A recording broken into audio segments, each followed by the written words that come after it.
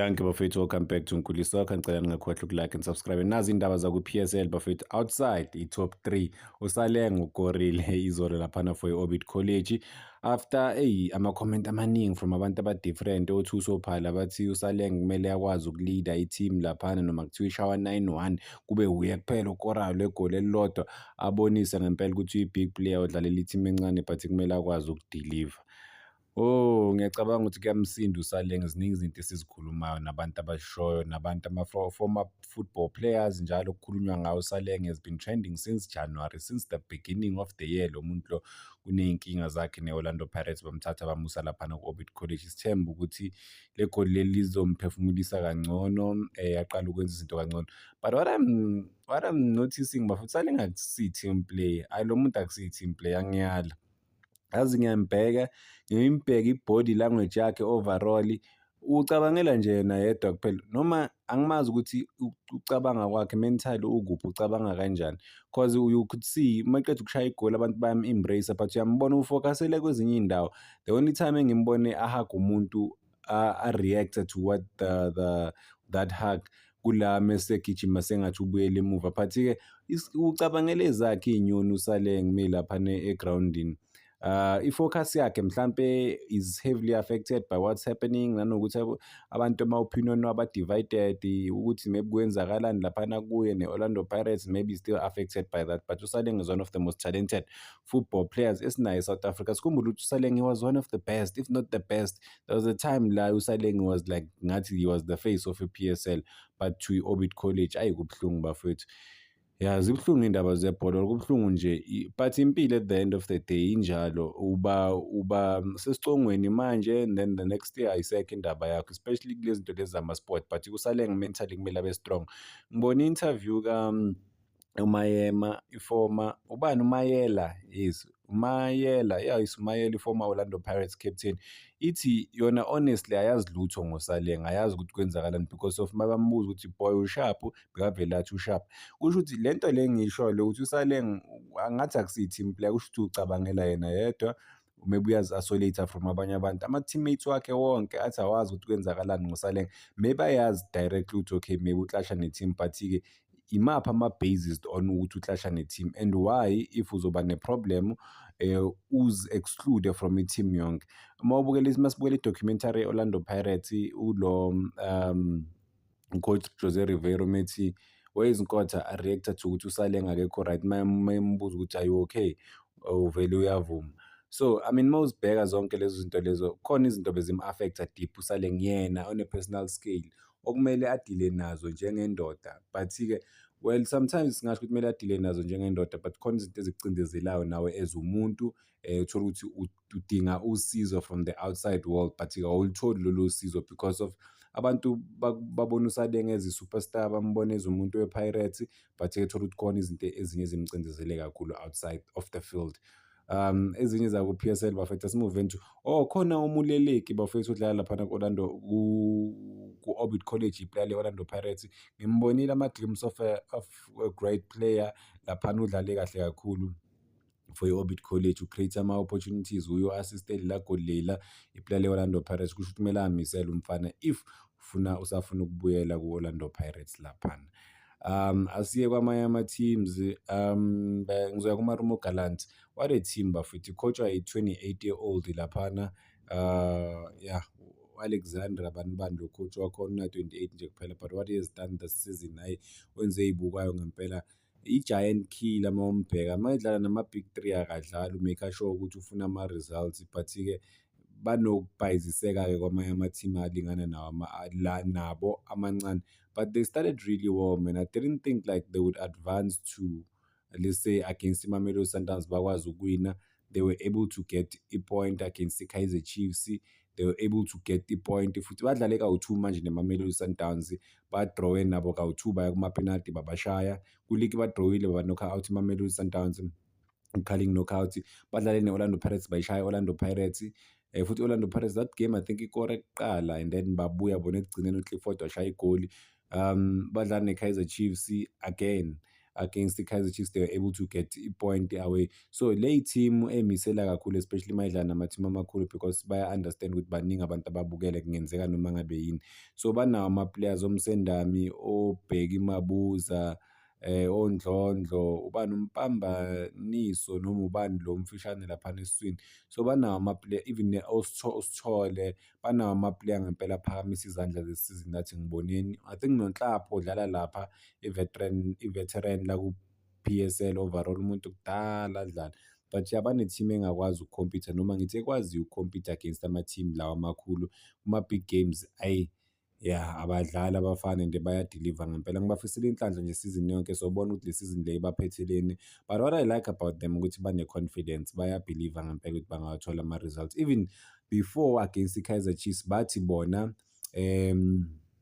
baya laphana eNaturena ukuthi bawu-collector i-3 point. Bathi-ke noma bangatholi basho before igame bathi noma bangathola-ke leyo 1 point bazoyithatha but into abayifunayo i-3 points. So baba-motivated kakhulu. I think no-coach lo mncane na-28 uya-understand ukuthi uma udlala ne-team enkulu kumele udilive because of it gives you ama-opportunities amaningi ukuthi unothiswe overall. That is why nathi-ke we're paying more attention to i-TS Galaxy. Bloemfontein Celtic entsha but ibizwa ngeSiwelele. Siyazi ukuthi bathatha ama-player we-Kaizer Chiefs.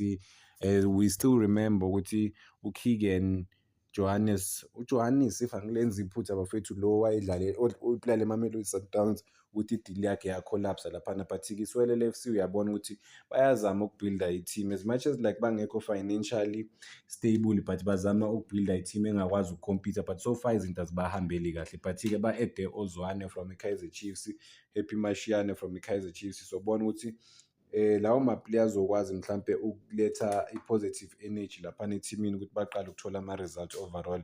NoLipasa udlala khona but so far iSiwelele FC they're not convincing in terms of ukudlala overall laphana bafethu. So ama-team lawo imagine uthenga i-status nga-50 million next season uya-relegate immediately. What a waste. What a waste of imali. Ngabe uthathe le 50 million wazipholela somewhere. Because when you buy i-status bafowethu it's not just about ukuthenga i-status kuphela. When you buy i-status you have to manje urane i-team-ke on the ground. So udinga imali. Let's say uthenga i-team nge-50 million then udinga i-50 million yokurana i-team because of i-grant yaku-P_S_L ayikho enough ukuthi urane i-team for unyaka wonke. Because i-250,000 that is why isikhathi esiningi basebenzisa amabhasi. I mean ba-acta ngathi i-team engekho professional and I mean bheka Happy Mashiane noSamukelo Zwane noZakhele Lipasa babuya kuma-Soweto Giants, two biggest teams in South Africa. La ma-facilities khona right, good, world class. Two ku-team la bazohamba khona ngamabhasi. Uyabona ukuthi akusiyinto e-right overall bafethu la because hayi ngeke mentally iyakulimaza lento le noma sometimes uzama ukuthi maybe uyayi-ignore but iyakulimaza. Ku-Kaizer Chiefs abafana njalo nje bathola izinto laphana ku-Kaizer Chiefs they don't have to travel nezinto zabo, ama-facilities are-right, yonke into e-right, they are well taken care of. To ukuthi uvele ethimini efana neSiwelele vele esistruggle-ayo uzodlala kanjani because of awukwazi nokufocus egamini ucabanga nge-change room enukayo. But-ke I think basheshile ukuthenga i-team bebangana-plan. I think what we are seeing from lento le kuSiwelele FC ukuthi you can be a good businessman somewhere in terms of ukugenerate imali but akusho ukuthi uzokwazi ukurun i-football team. That's what we are seeing from them bafowethu. They are not well equipped ukuthi barun i-team. They don't know what it takes to ukuthi barun i-team umntana ka-18. Okay, siyazi ukuthi i-team kababakhe in a way but obviously chairman ngeke kube uGayton McKenzie because of ulo urana u-Minister of Sports and whatever. But yeah umngane yakhe ayikho well equipped ukurana i-team overall. I-team ibhola lifuna umuntu olithandayo ibhola bafowethu and beside ukulithanda uyazi i-business side yebhola. Ibhola akusukurana ukufana nama-properties or kufana nezinye izinto-ke wazirana. No, it's a different ball game. So ungangisifaki entweni ungazi ukuthi izokubekaphi.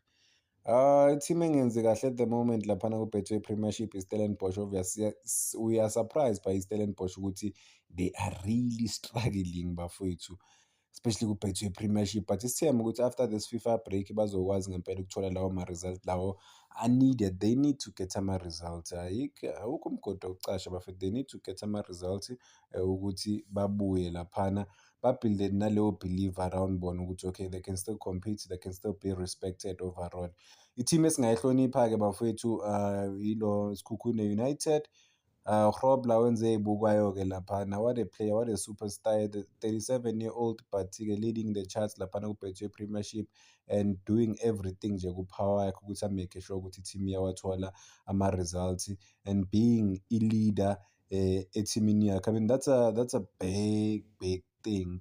Sikhumbule ukuthi banawo namanye ama-player, like they've built i-team e-strong bafowethu, e-solid ngempela, based on i-experience, built on i-experience namanye ama-player ake wadlala kuma-big teams. So i-team ngempela lena mawudlala nayo wazi ukuthi i-serious ngempela. Yeah man, when you look nje around i-team ezokwazi ukukhompyutha, it's not even yena kuphela, even ne-defense yabo khona abafana abancane laphana ababuya ku-National First Division. But guess what, ubani uTokolo, if angisho kahle igama lomfana, is really taking ama-opportunities wakhe lawa anikwa wona laphana ku-Betway Premiership. Already une-man of the match umfana, even basayine nomfana we-Orlando Pirates laphana, lo ku-right back lo bekadlalela iBaroka bafethu ku-Orlando Pirates, ongakwazanga ukuthi abe that stable meqeda ukufika. But-ke le opportunity yakhe futhi umfana laphana ukuthi azibonakalise ukuthi okay, maybe laphana ku-Orlando Pirates akakwazanga uku-adjusta because of i-team enkulu ku-Orlando Pirates and then i-pressure cause abantu abaningi bayamvouchela bathi uyalazi ibhola umfana, just maybe ku-Orlando Pirates it was too much. But-ke simfisela inhlanhla ukuthi umfana akwazi ukudlala kahle overall. Sekhukhune United, team like it's one of the big fours. Like, big fours at the moment. Big part of the is in terms of league standing. Last season, big four as South Africa. Sekhukhune United, and ba super ambitious. They wanna win something. But this season bafuna ukuwina ama-cup, and you can tell the way abaqale ngakhona i-season ukuthi abadlali bamini business serious this season. So yiwo-ke ama-team amanye singawabheka. AmaZulu under Atazwane, ngeke uwathembe, like lawo believer khona ukuthi okay ayale phezulu, but they've tried ukuthola ama-results important overall laphana for i-team.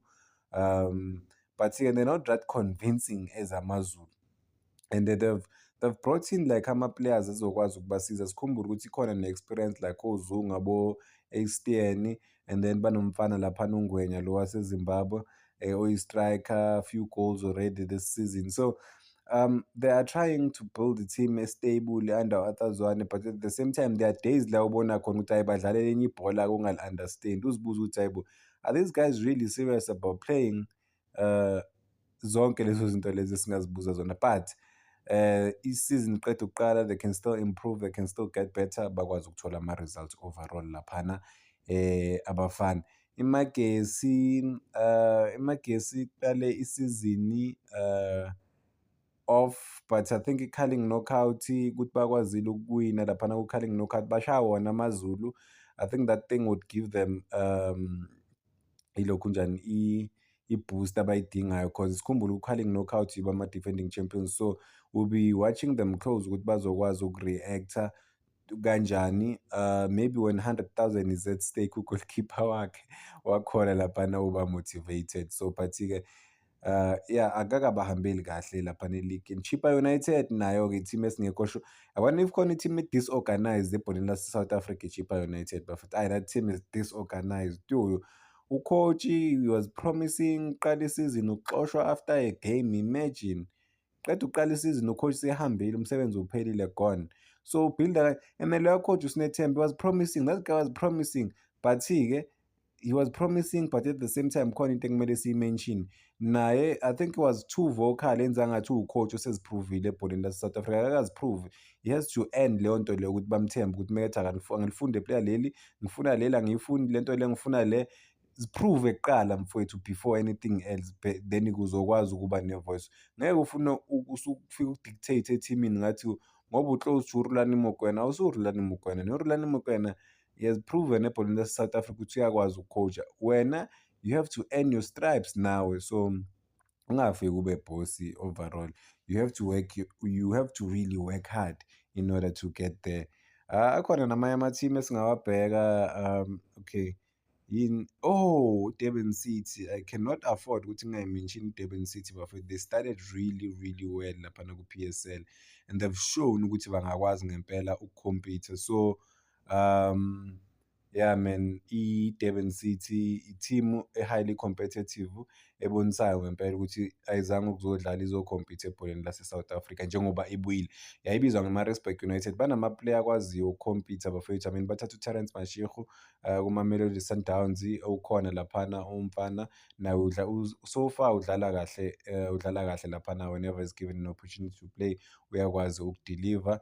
And then bakhona namanye ama-player esingawabala, uNodada ubuya ku-Cape Town City, sinokumbona ahleli ebhentshini, but-ke bakhona aba-contribute-ayo nabanye, ubani uDomingo noma ubani ubhuti laphana. So banawo ama-player angakwazi ukwenza izinto zenzeke, no-Gavin Hunt balidwa umuntu one-experience kakhulu ebholeni lase-South Africa overall. So it's gonna be exciting to see ukuthi amanye ama-team azophelelaphi, azodlala kanjani. O-T_S Galaxy, i-team nayo ngeke uyi-write off bafowethu. Already banoNdamane laphana at the back, udlala kahle kakhulu, sekhona ku-national team. And then laphana phambili banoMahlambi, umfana highly influential, and then banoPhuso Dithejane. So banayo i-team ebonisayo ngempela ukuthi ingakhompitha overall. I think they are stable. What makes them more stable is the fact that they have umuntu o-understand ibhola behind the scenes, or behind closed doors, i-chairman yabo understand ibhola deep. So when you come to the team, or when you join the team, we understand ukuthi awuzelanga laphana ukuzodlala. And they sign so many players laphana ku-T_S Galaxy.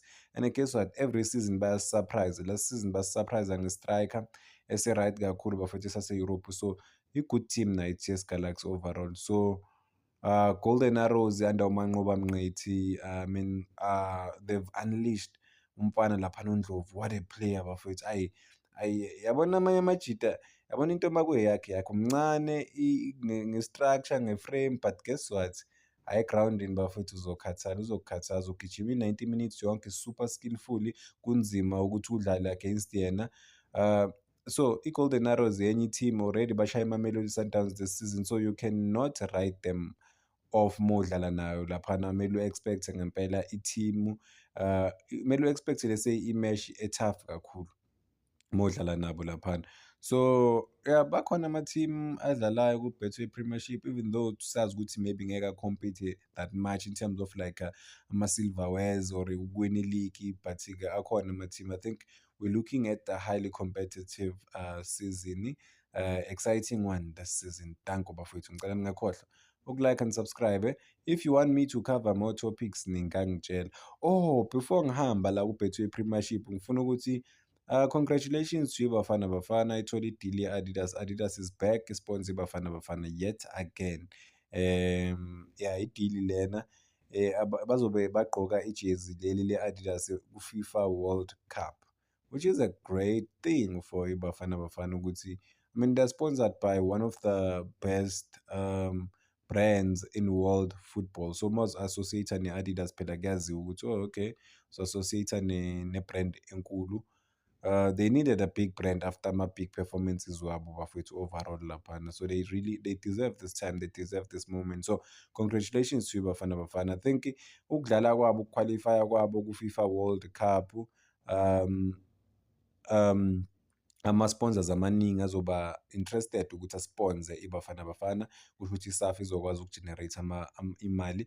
Nama-players amaningi lesiyadlala locally azothola i-buzz ya-overseas ukuthi abantu abafew bazokwazi ukubabheka, ama-scout, zonke lezo zinto lezo. So oRelay Mofokeng price tag yakhe isazokhuphuka-ke ku-Orlando Pirates. Hhayi kuzoba nzima ukuthi bavele bamthengise simple noNkotha njengoba se-Saudi Arabia. So kusho ukuthi baningi abantu sebazobabheka abafana. So leyo nto leyo into e-good kakhulu for wonke amajita adlala laphana ku-Betway Premiership. ukuthi abe ne-chance ukuthi a-represent iBafana Bafana ku-Continental Showpiece, which is AFCON ngo-December, and then i-World Cup lesi America next year.